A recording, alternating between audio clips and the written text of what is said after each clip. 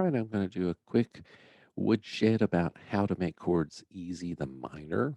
All right, so last week I dropped a video about how to make minor chords easily. It all comes down to intervals. We learned that intervals are the distance between two notes. So, how would we practice it? Just like we did last week, we're going to think about the intervals. C to D is a second, C to E is a third, C to F is a fourth, and C to G is a fifth. So I would go ahead and I would practice those, get those into my head and start to memorize. Oh, C to D, that's a second. C to E, that's a third, and so on. Then I put those intervals to memory. One way that I would do that is to play the intervals and say the intervals' names. While doing this exercise, I begin to memorize how these intervals sound, begin to recognize the intervals. It'll go a long way in your development as a musician. Once you've got a firm grasp on that, begin to think in the scale degrees. This is scale degree 1, 2, 3, 4, 5. So whether you're a singer or not, you can sing the solfege scale to help you do that.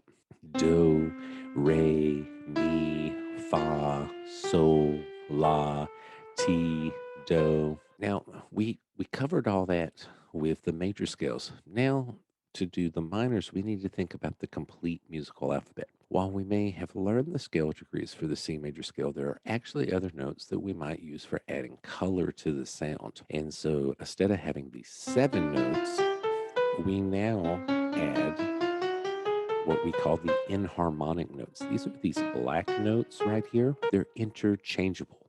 This is C sharp or D flat, D sharp or E flat, F sharp or G flat, G sharp or A flat, and A sharp or B flat. Now, if we're moving up, if we're raising the pitch, we tend to think of these as in sharps: C, C sharp, D, D sharp, E, F sharp, G, G sharp, A sharp, B, C. If we're moving down the keyboard, the notes of the complete music alphabet are tended to think, if we're lowering the pitch in a key, we tend to think them as flats. C, B flat, A flat, G flat, F, E flat, D flat, C. Now this is a simplified view of the half steps, but it'll get us started. Instead of this being C to D, which is a second, which is actually a whole step because we have C to C sharp and then we have C sharp to D. We just need to go ahead and think of flats as half steps, because when we start to make this minor chord, what we're going to end up doing, we're going to keep this first and this and the fifth. So the root and the fifth, it's our third note that ends up being changed by using these half steps, by taking the third note and lowering it a half step. Now we have a nice, sad sounding C minor chord.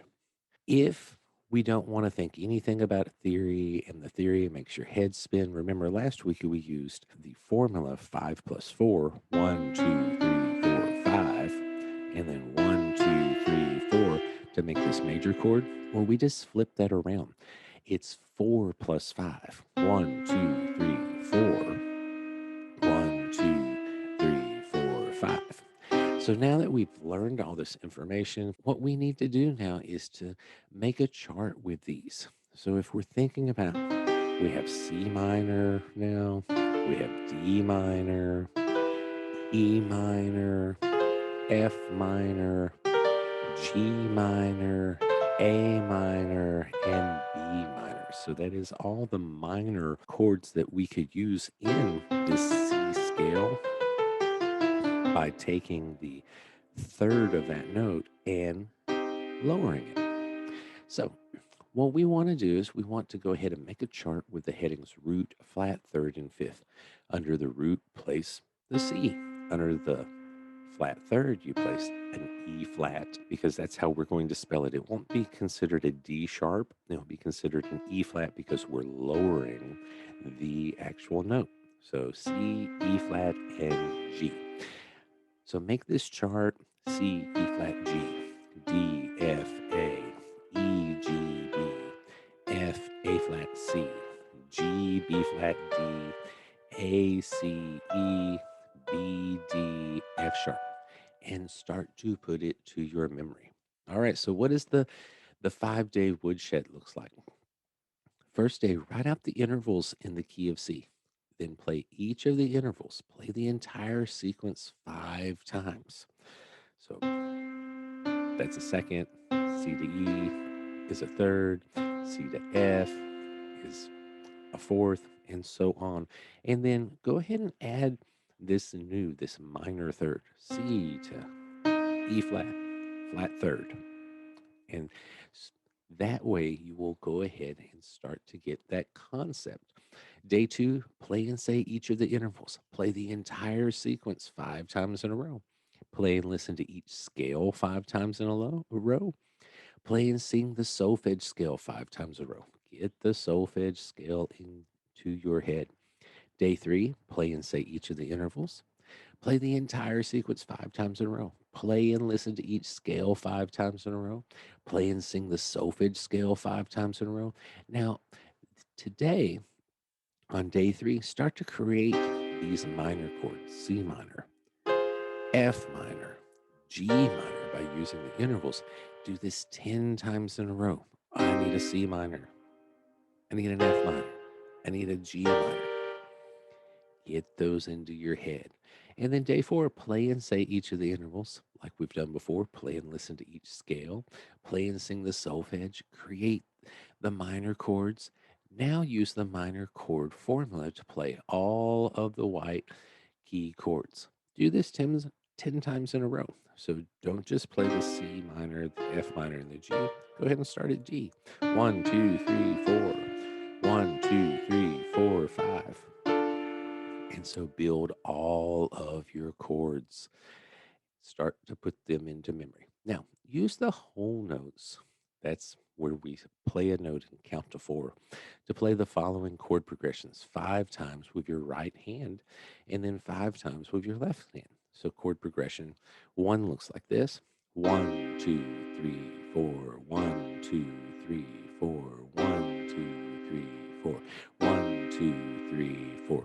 1, 2, 3, 4, 1, 2, 3, 4, 1, 2, 3, 4, 1, 2, 3, 4. Now we're going to go ahead and play a major G. 1, 2, 3, 4, 1, 2, 3, 4, 1, 2, 3, 4, 1, 2, 3, 4. Now, chord progression 2 is going to look like this: D minor, G minor, C. So 1, 2, 3, 4. 1, 2, 3, 4. 1, 2, 3, 4. 1, 2, 3, 4. 1, 2, 3, 4. 1, 2, 3, 4. 1, 2, 3, 4. 1, 2, 3, 4. And do that with your right hand and your left hand. Make your own chord progressions. Throw different chords in there and start to get a working knowledge of these 7 major chords and then these 7 minor chords.